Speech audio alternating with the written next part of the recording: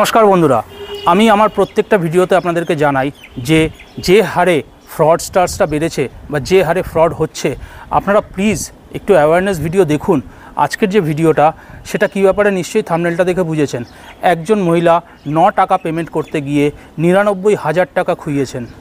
ঘটনাটা যদিও ওয়েস্ট বেঙ্গলের নয়, এই ঘটনাটা ঘটেছে মুম্বাইতে, কিন্তু তবুও আমি এই ঘটনাটা আপনাদের কাছে তুলে ধরছি কারণ যেই ঘটনা মুম্বাইতে হতে পারে সেই ঘটনা কিন্তু ওয়েস্ট বেঙ্গলেও হতে পারে। তো এটা একটা নিউজ পেপারের আর্টিকেল, আমি কিন্তু নিজের মন থেকে বানিয়ে কিছু বলছি না। সুতরাং আপনারা প্লিজ ভিডিওটা দেখুন এবং কী স্টেপ নিলে আপনারা নিজেদের টাকাগুলোকে সেফ রাখতে পারবেন আমি সেটাই আপনাদেরকে জানাবো। আমি প্রত্যেকটা ভিডিওতে বলছি, আমার নেই করে কমসে কম 15-16টা ভিডিও আছে যেগুলো ফ্রডের উপরে, সাইবার ক্রাইমের উপরে, কিন্তু আপনারা হয়তো ভিডিও দেখছেন কিন্তু সেটাকে মাথায় ঢোকাচ্ছেন না। প্লিজ বন্ধুরা ভিডিওগুলো দেখুন, অ্যাওয়ারনেস ভিডিও দেখুন। আপনার টাকা সেফ রাখা, আপনার টাকা সুরক্ষিত রাখা এটা আপনার নিজের দায়িত্ব। আমি একজন ইউটিউবার হিসেবে আপনাদেরকে সঙ্গে নলেজের ভিডিও শেয়ার করতে পারি, আপনাদেরকে ঘটনাগুলো জানাতে পারি, কিন্তু আসল কাজটা তো আপনাকেই করতে হবে, তাই না? ঠিক আছে, চলুন আর্টিকেলটা আগে পড়ে একবার আপনাদেরকে শুনিয়ে দিচ্ছি বা আপনারা একবার পড়ে নিজেরাও দেখে নিন।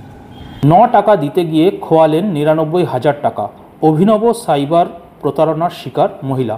অভিনব কায়দায় সাইবার প্রতারণার শিকার মুম্বাইয়ের এক বাসিন্দা। নিজের অফিস পরিষ্কার করার জন্য একটি অনলাইন সার্ভিস খুঁজছিলেন মুম্বাইয়ের আন্ধেরি পশ্চিমের বাসিন্দা। ইন্টারনেটে একটি নামী হোম সার্ভিস কোম্পানির ফোন নম্বর খুঁজে পান ওই মহিলা। সেখানে রেজিস্ট্রেশনের পরে মহিলার ফোনে একটি কল আসে। অনলাইনে পেমেন্ট দেওয়ার ব্যাপারে জানানো হয়। পেমেন্ট করার পর মহিলা লক্ষ্য করেন তার ব্যাংকের অ্যাকাউন্ট থেকে খোয়া গিয়েছে 99,000 টাকা। অভিনব কায়দায় সাইবার প্রতারণা মুম্বাইয়ে, যেটা আমি বললাম অলরেডি যে মুম্বাইতে এই ঘটনাটা ঘটেছে। পুলিশের কাছে ওই মহিলা জানিয়েছেন হোম সার্ভিস কোম্পানির অ্যাপ ডাউনলোড করার পর একজন অজ্ঞাত পরিচয় ব্যক্তি তাকে ফোন করেন। নিজেকে কোম্পানির প্রতিনিধি হিসেবে পরিচয় দিয়ে মহিলাকে অন্য একটি অ্যাপ ডাউনলোড করতে বলেন। অ্যাপটি মোবাইলে ডাউনলোড করার পর তাকে 600 টাকা এবং 9 টাকার পেমেন্ট করতে বলা হয়। ওই মহিলা 9 টাকার ইউপিআই লেনদেন করার সঙ্গে সঙ্গে প্রতারকরা তার মোবাইল এবং ব্যাংকিং অ্যাপের নিয়ন্ত্রণ করে নেয় বলে উনি অভিযোগ করেছেন। পরের দিন ব্যাংকে গিয়ে মহিলা বুঝতে পারেন তিনি প্রতারণার শিকার হয়েছেন। ব্যাংক জানায় তার অ্যাকাউন্ট থেকে মোট 99,000 টাকা তুলে নেওয়া হয়েছে। এরপরেই ওই মহিলা ওশিয়ারা থানায় গিয়ে অভিযোগ করেন। মুম্বাই পুলিশ থেকে জানানো হয়েছে যে কখনো অজানা লিঙ্ক বা অ্যাপ ডাউনলোড করবেন না, কারোর সঙ্গে ওটিপি বা ব্যাংকের বিবরণ শেয়ার করবেন না, শুধুমাত্র অফিসিয়াল ওয়েবসাইট বা অ্যাপ স্টোর থেকে অ্যাপ ডাউনলোড করুন। কোনো ছোটোখাটো লেনদেনকে হালকাভাবে নেবেন না। প্রতারণার শিকার হলে নিকটবর্তী পুলিশ স্টেশন বা 1930 সাইবার হেল্পলাইনে যোগাযোগ করুন। বন্ধুরা আশা করি আপনারা বুঝতে পারলেন যে ওই মহিলার সঙ্গে কি হয়েছে।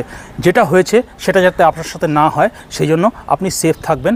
আননোন অ্যাপস ডাউনলোড করবেন না, আননোন নাম্বার থেকে কোনো রকমের পেমেন্ট লিঙ্কে পেমেন্ট করবেন না এবং নিজের অ্যাকাউন্টে সবসময় কম টাকা রাখুন।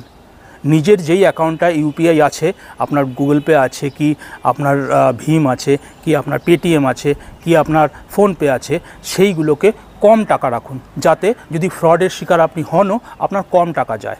খুব কম টাকা ওই অ্যাকাউন্টে রাখুন যে অ্যাকাউন্টটা থেকে আপনি ইউপিআই ব্যবহার করেন। বাকি মেইন অ্যাকাউন্টে বেশি টাকা রাখুন। বন্ধুরা প্লিজ এই টেক কেয়ারগুলো করুন, তাহলে আপনার টাকা সুরক্ষিত থাকবে, আপনি সুরক্ষিত থাকবেন। দেখা হবে পরের কাজের ভিডিওতে। ভালো লাগলে একটা লাইক করবেন, সবার সঙ্গে শেয়ার করবেন যাতে সবাই জানতে পারে। জয় হিন্দ, জয় ভারত।